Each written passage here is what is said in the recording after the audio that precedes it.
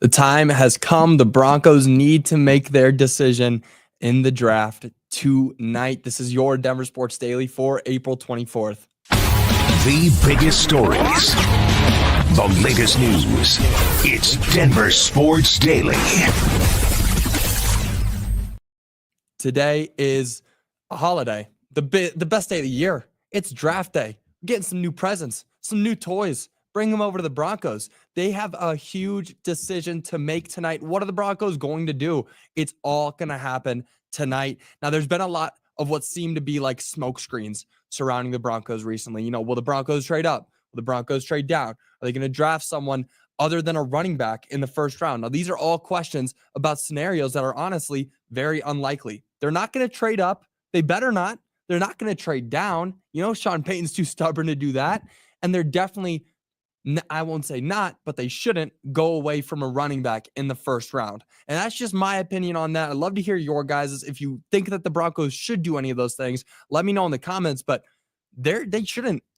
They shouldn't. It's just a basic, not necessarily a fact, but it's basic knowledge. There's no need to trade up into the top 5 to get a running back when you could get Omari and Hampton with pick number 20.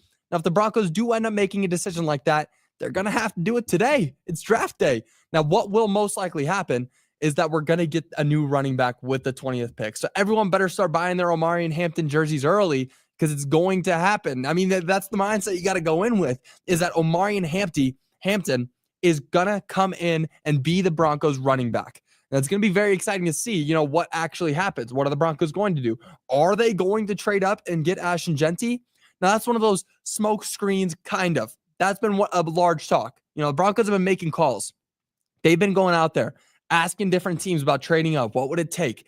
And, you're not looking at any situation where you got to trade up into the top 5 where you don't have to give up.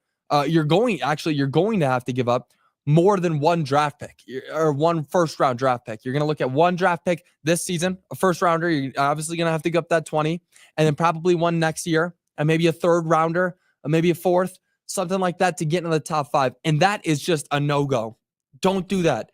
And maybe next year's draft class isn't that exciting. It's not that good. Sure. But don't give up more draft capital. How many more times do I have to say it? I'm just getting myself angry thinking about it.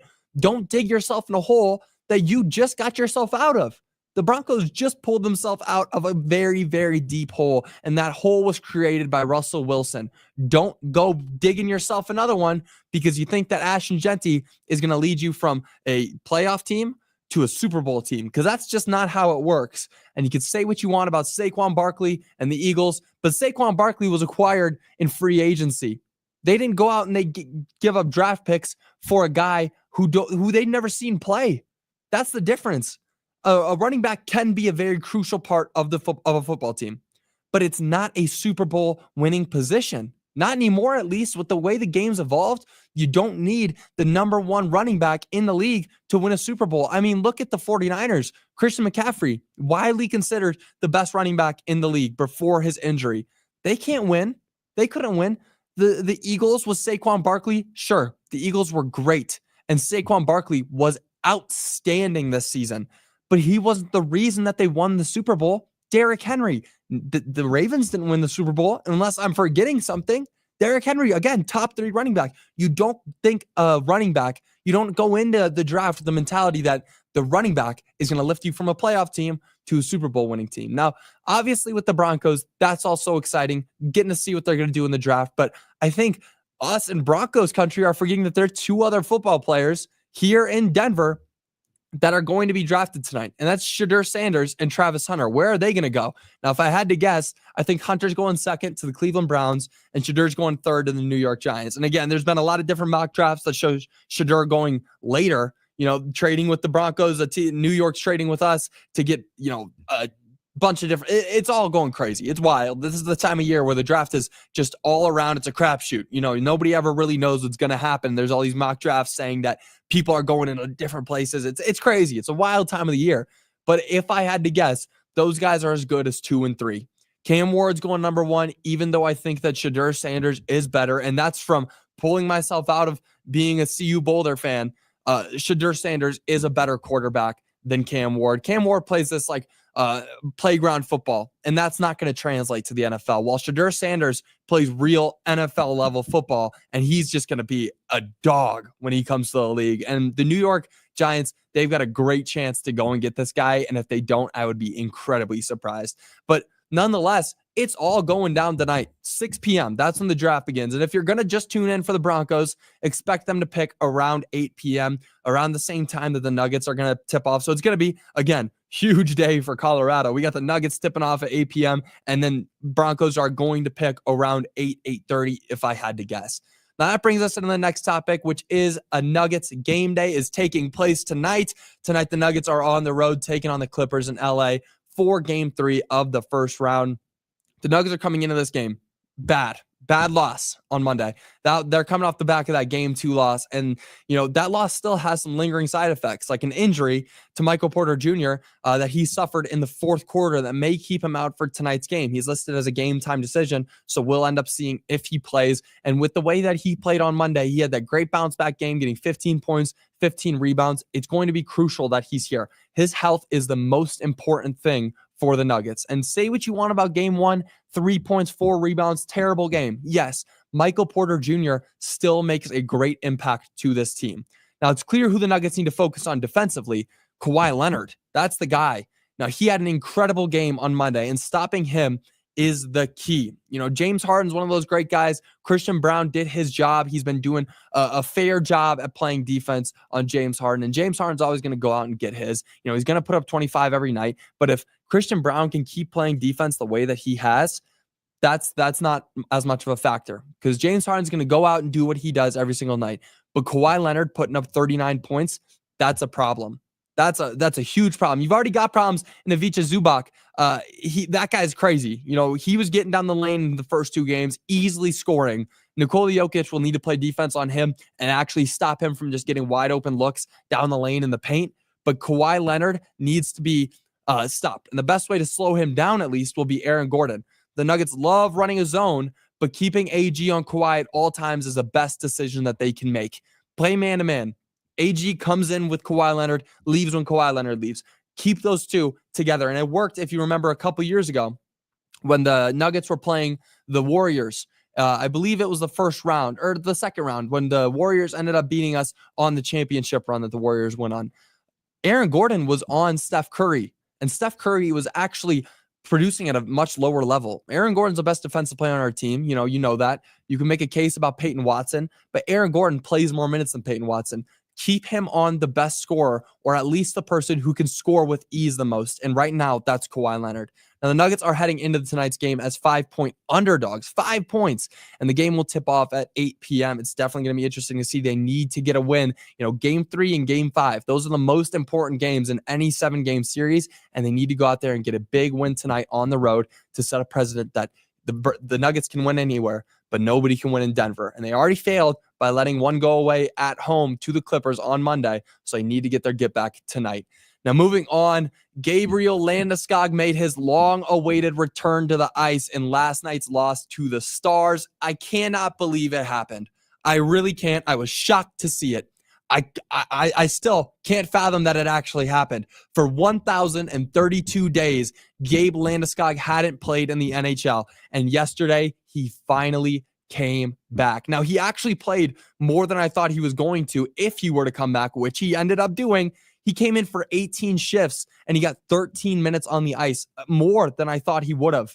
18 shifts is a lot, especially for a guy coming off an injury as crazy and as unexpected and terrible as that injury was. He got his time.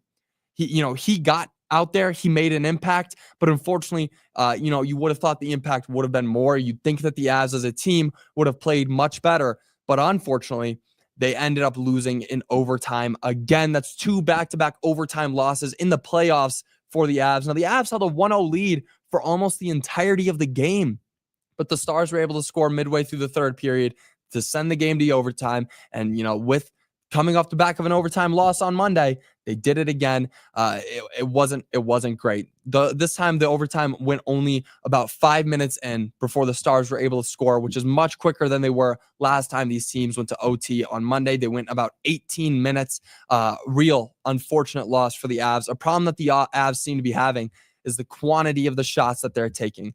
Jake Ottinger is a great goalie for the Stars, but the Avs are taking a lot of time, almost too much time, to find the precise looks, which works in the regular season. They were great doing that. They were finding their shots and they were scoring.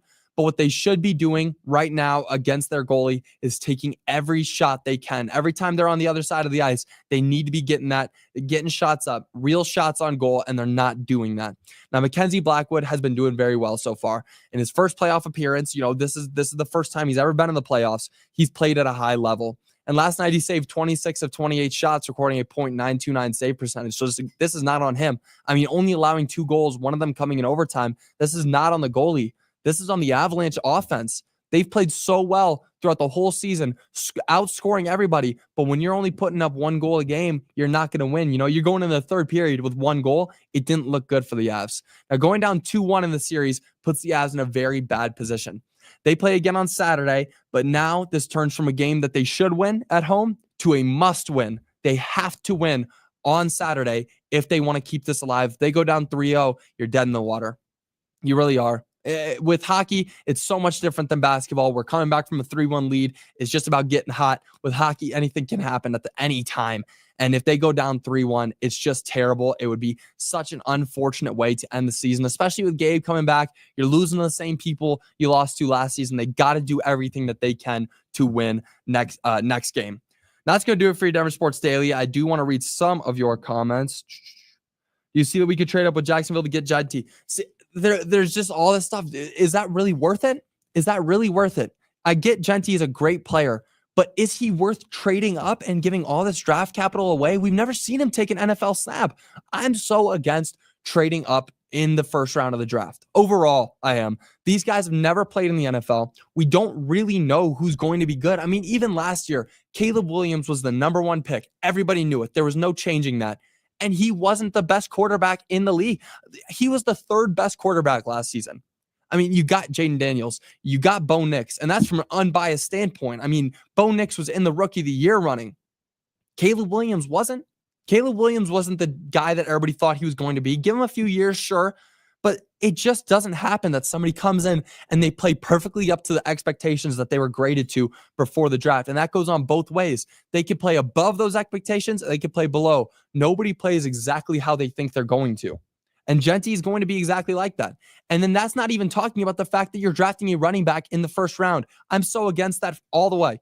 And this is a strange time because drafting a running back in the first round, I say it all the time, you don't do that. You don't get a running back in the first round. But Omarion Hampton is the guy this season. Omarion Hampton is who the Broncos need. They need a running back, and they're right now in a good position where they have the luxury to take a first-round running back. But don't give up more than you need to get a different running back when you can settle for the one that you have falling to you. That's just where my head's at on that. Let's see. Cam Ward plays backyard football and Shedeur plays real football. The difference is Cam holds onto the ball and makes plays. Shedeur holds onto the ball and takes sacks. Okay, here, I've been waiting to kind of talk about something like this. Cam Ward holds onto the ball for far too long. Sure, he makes plays at the college level. He had a great offensive line. He was able to hold the ball and just kind of be very patient. And Shedeur Sanders, he took a lot of sacks. That's not going to translate. Cam Ward is not going to have that same amount of time that he had in college and the NFL. And I said this the other day. I was talking to Cecil Lammey. The best thing that can ever happen to a quarterback is having a bad offensive line in college, because you're not going to get that kind of time in the NFL. Everybody's at the highest level. You got 3 seconds. 1, 2, 3. You read through your progressions, you get the ball out. Shedeur Sanders is great at doing that, but he's also so great at extending a play. He'll see the blind side coming and he'll make a play on it. Shedeur Sanders has the ability to translate what he's learned in college with a bad offensive line to the NFL. Cam Ward has only learned in college that he has so much time to play with, and he doesn't in the NFL. It's going to be different. Cam Ward is going to learn real quick that he does not have the same amount of pocket time that he did in college when he gets to the NFL. And that's just where my head's on that. If you disagree, disagree. But Shedeur Sanders, I think, is the best quarterback in this draft. And if they pull a bait and switch, he actually gets drafted first this year, I would not be surprised. But that'll do it for your Denver Sports Daily. We'll be back with you guys again tomorrow. Of course, recapping the draft. It's going to be crazy.